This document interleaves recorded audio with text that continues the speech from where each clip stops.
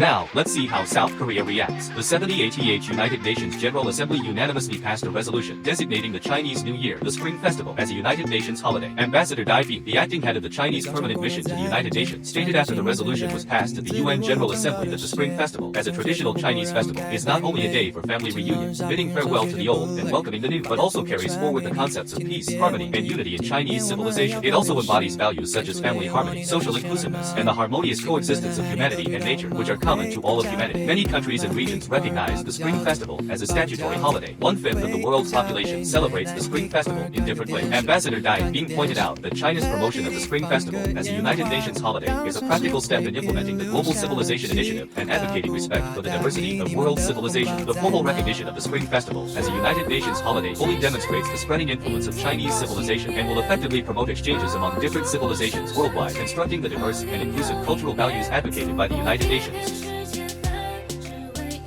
Jack and Kings, a taste of China anytime, anywhere.